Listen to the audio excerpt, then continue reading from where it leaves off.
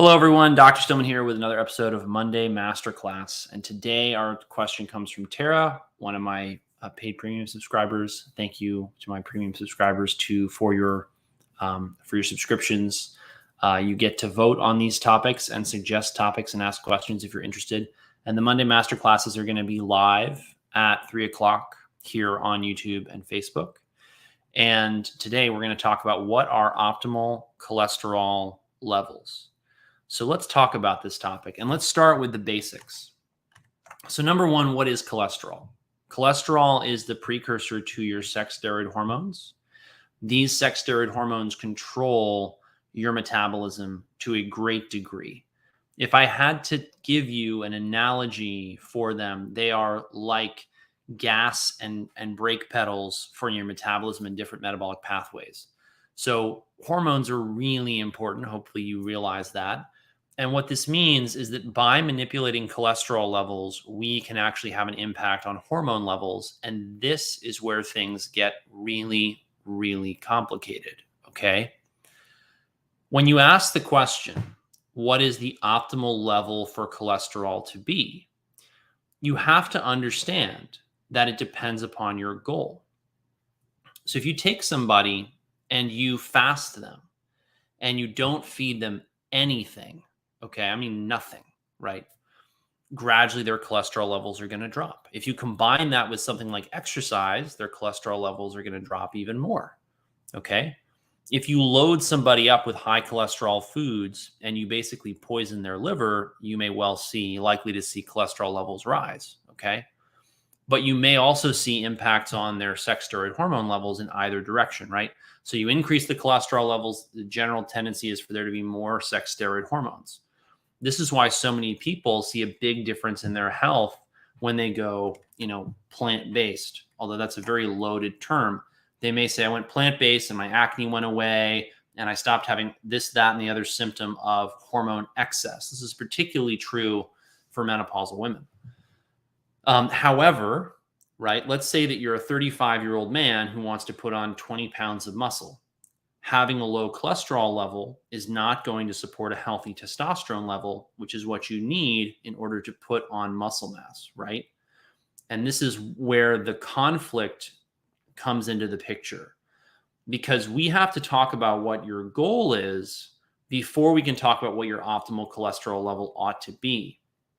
And the reason that this comes up so often in my practice is that my patients typically have a cholesterol level between 200 and 300, and the lab optimal level is under 200. Now, why is the optimal level under 200? That's a long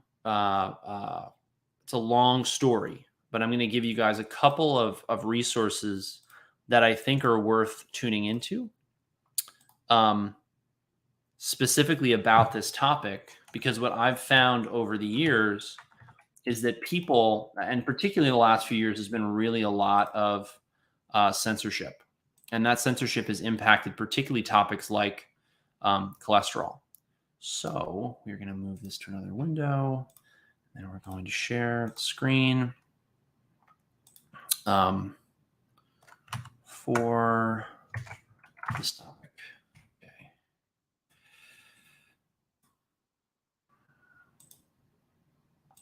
Okay.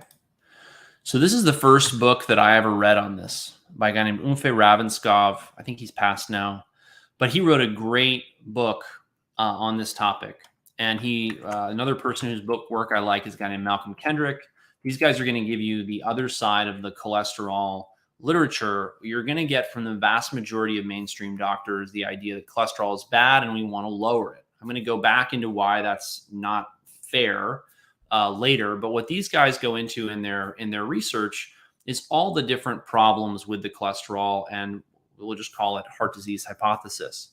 And the main thing I would tell you is that the sort of Cliff Notes version of this is that when I'm looking at things or recommendations to make to patients, right, one of the things I care most about is, does it increase all-cause mortality? And the other one I'm going to recommend here is the WAPF. I love their work. And think they've got some great material on this. So if you want more information, I recommend these three people and their books. So when it comes to cholesterol and it comes to optimal levels, you have to be mindful of what your goal is. Okay. So let's take, like, for example, the Maasai. So the Maasai have levels on average that are sub 200, but their BMI is 19. 19 is extremely, extremely thin. So let's talk about longevity, right? We find that the Maasai and a lot of indigenous peoples have really long lives. If you look at the blue zones, these people are often doing low level manual labor for long periods of time. They're eating a local seasonal diet that's heavy in plant foods and things like that. They may have low levels of cholesterol, but one of the things that you'll observe is that, as I mentioned with the Maasai, their BMI is 19. That's very thin. So if you want to be a bodybuilder, or if you want to look physically impressive, if you're a girl who wants to have, a shelf, so to speak, then eating a low cholesterol, low protein, low animal product diet may not be compatible with that goal. And then we need to talk about what you care more about. Do you care more about living as long as possible? Or do you care about looking good, feeling good, having a lot of energy, and being able to generate a lot of power? The more power people are able to generate in life, that is muscularly speaking, generally, the shorter the life they're going to live. When you look at the things that really have a negative impact on lifespan, a lot of them have to do with this dichotomy between how physically impressive and strong and powerful you are and how long you're going to live. In the longevity research, there's one element that's really consistent, in my opinion, which is that caloric restriction tends to improve or increase lifespan. But the caloric restricted animals, test subjects, whatever, are small. They're not physically impressive. So would you rather live a fuller, more energetic, more enthusiastic, more exciting life with more muscle mass, or would you rather be thinner? That's an important question for you to answer for yourself based on your goals and based on what you enjoy doing, right? And I'm not saying you can't live a long life with a significant proportion of muscle mass. I'm just saying that doing that with caloric restriction, which we know prolongs lifespan, I question whether you're actually going to succeed or not, right? So a lot of a lot of this gets into, though, the differences between these traditional populations and modern people, right? I don't think it's fair to compare the blood levels of people like the Maasai living outside in Central Africa, connected to the earth, running around barefoot with minimal clothing on, eating a completely local seasonal diet, to modern people living indoors, shopping indoors, doing very little exercise. The Maasai might walk for miles or run for miles a day. Modern people aren't doing that. And so when people say, okay, well, they have lower levels of cholesterol, we should therefore lower levels of cholesterol in people in the United States, and this will prolong their lives, that hasn't actually worked out in the literature. There are many, many studies that have looked at the association between cholesterol and all-cause mortality. And there are many of these studies that document that the lower your cholesterol, the higher your risk of death. So I mentioned this before, but one of the things I love to look at when I'm asking, should I recommend this, that, or the other thing to my patients is, does the intervention reduce all-cause mortality? And if so, in whom does it reduce that mortality? Okay. And my answer when it comes to cholesterol restriction in the diet is, generally speaking, no.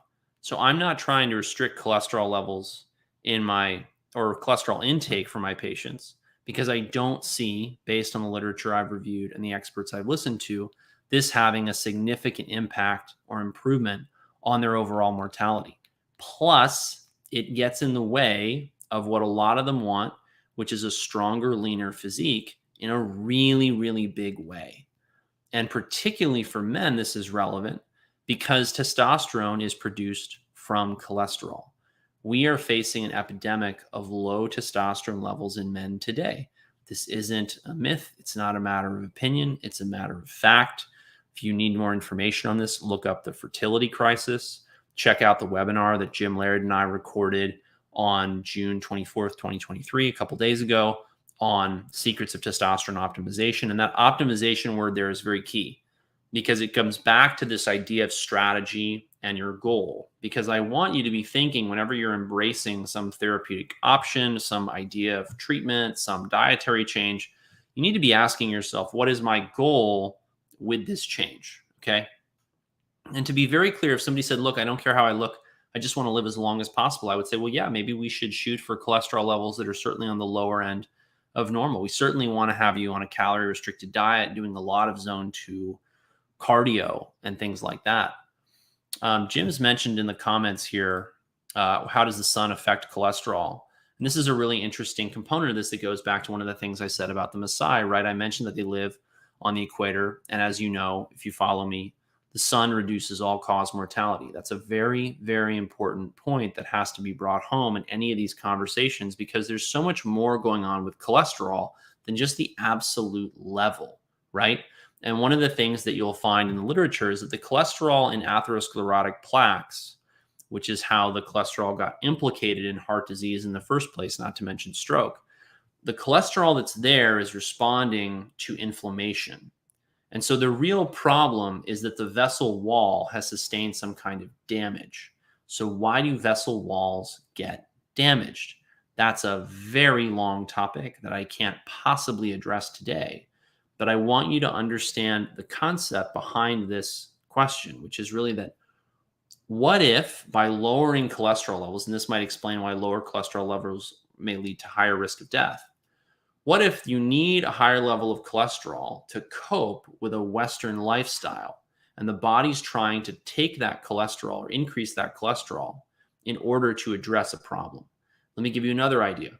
What if, and I've never seen testosterone, estrogen, progesterone, sex steroid hormone levels in the Maasai. I would be fascinated to see what the sex steroid hormone levels are in indigenous peoples, but to my knowledge, no one's done that. Well, I actually haven't looked really that hard for that study, so maybe I'll look for that one another day. But my point would be, what if that they're having a better throughput of cholesterol into those sex steroid hormones, and that's part of the secret behind their longevity? That this brings me back to discussions about light. Remember that light triggers the production of hormones and neurotransmitters inside of you. That's Fritz Hallwich 101. The influence of ocular light perception on metabolism in animal and in man. That's Fritz Hallwich's book from the 1970s. And so to go back to what Jim was saying, how cholesterol works in your body is going to be modulated by the light you're living under. This is one reason why when we look in the literature, the sun reduces all-cause mortality. It has a very favorable effect on your metabolism in general, including lipid parameters. You can look that up if you'd like. The other thing I want to point out is that the opposite of bright light during the day is artificial light at night. So the more artificial light you're getting at night, the more it's going to disrupt your circadian rhythms, the more it's going to reduce the quality of your sleep. This can cascade over into excessive oxidative stress that can create the inflammation, that can create the lesion in the vessel wall, that can recruit the cholesterol to the vessel wall to try and heal the lesion, which is why if you look at the studies of cardiovascular disease in shift workers, they have a much higher incidence. The Maasai do not, to my knowledge, have a high rate of night shift work in their population because they're hunter-gatherers. And this goes back to what I said before, comparing them to us and concluding we will make us healthier by reducing our cholesterol levels to their cholesterol levels is myopic and completely misses all these other confounding variables. But people out there tend to be obsessed with one niche, and a lot of people are just obsessed with food, and it's all they know to talk about. You've got to consider the effect that light has on food by triggering your body to turn one biomolecule like cholesterol into another one like testosterone. Is it not ironic that while we have an epidemic of low testosterone in men, we are being told that we have an epidemic of high cholesterol? What if this is more a throughput problem than anything? Okay, UV light I want to mention as well. It's a really fascinating topic that I actually haven't had much time to dive into, but UV light has unique interactions with not only cholesterol, but with the downstream products of cholesterol, testosterone, estrogen, progesterone, etc. This is a process known as photocatalysis. UV light can change the structure and conformation of sex steroid hormone chemicals within the skin. And no one, as last I checked, is doing research on the physiologic effects or consequences of this, because no one is going to make a fortune off of studying the beneficial effects of UV light. That sadly is because of the way profit motives are set up in our modern medical establishment. That's why it's not that we don't know these things. These things are actually very well reported on in the literature, but doctors don't get trained in them in medical schools and residencies, and they aren't taught how to use light clinically, which is one of the things I most love to do in my practice.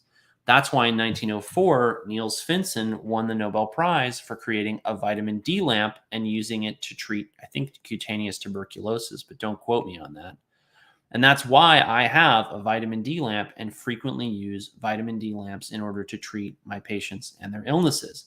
Not only their vitamin D deficiency, but skin disorders that will respond to UV light. I will use this lamp in that way. So hopefully that's a good overview for you of cholesterol metabolism and this whole controversy. Now I want to get into what levels I care about and why. So cholesterol overall is one word for a series of different metabolic markers, okay? And in general, there's total cholesterol, there's low density lipoproteins, and there's high density lipoproteins. Now, I've been saying cholesterol. Now I'm saying low density lipoproteins. What does that mean? So the low density lipoproteins and high density lipoproteins refer to lipoproteins. Lipoproteins are proteins that solubilize lipids in the blood. And the reality is when most people say cholesterol, they actually mean these diagnostic or laboratory measurements. So with LDL, low density lipoprotein, and HDL, high density lipoprotein, you want to have or an elevated high density lipoprotein level is associated with better health. And the ratio of these two things is important. Or I would say, I'm not going to say it's important, but it's clinically relevant. I haven't gotten into the ins and outs of all this because it just isn't part of my daily practice. I don't see it really making a meaningful influence on my patients' well-being, so I don't worry about it. But the LDL, I almost always see elevated in my patients because most of them would rather look and feel better and be more physically powerful than live as long as possible. And that's just their preference, for the record, okay? But there's one more component of the lipid panel that I care about, and that's the triglycerides level, which I think is way more important than your cholesterol level. And the triglycerides level, as it goes up, means that the body is not trafficking fatty acids well, and that the triglycerides are getting out free in the blood because the liver and the lipoproteins are not corralling them properly. And when I see this, I think the liver is poisoned and has potentially a massive toxic burden. Sometimes this is iron, sometimes it's heavy metals. Sometimes it's just processed food and an unhealthy lifestyle, or a lack of just basic, modern or not modern, but a lack of just good, healthy lifestyle habits. Sometimes it's transient, resolves without a whole lot of intervention. And sometimes it reflects issues with B vitamins, methylation, and metabolism, which is where I might get something like an organic acid test. And I may also just use niacin in those cases in order to help bring it down. But anyway, that's how I look at the lipid panel. The ideal level that we're handed from the lab, to go back to what I began with, is under 200.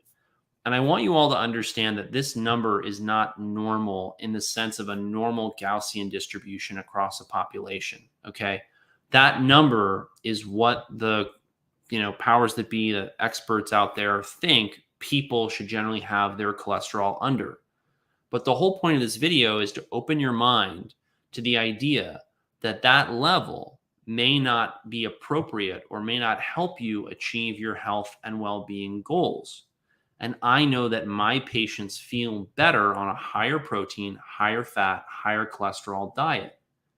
If they come to me and say, I don't care about looking, feeling good, or being strong, I just want to live as long as possible, we get into caloric restriction, we get into dropping cholesterol levels, and we monitor the labs thereby. The other thing I want you to know is that in addition to the sex steroid hormones, you have to remember that vitamin D is produced from cholesterol. And so you'll see a very strong association between low cholesterol levels and low vitamin D levels. And this is where I just think a lot of people in, modern medicine are really lost. They're paying more attention to cholesterol levels than vitamin D levels. I think overwhelmingly that vitamin D is more important than total cholesterol as far as your all-cause mortality goes and whether or not you're actually, overall healthy.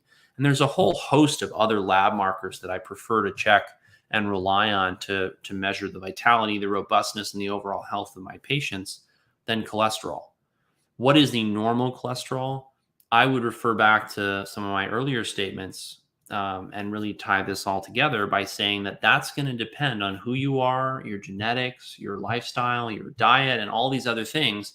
And so fixating on what is the normal level for me is not the same as asking what level should I shoot for, or what diet should I adopt, or what do I need to do in order to achieve my health and wellness goals.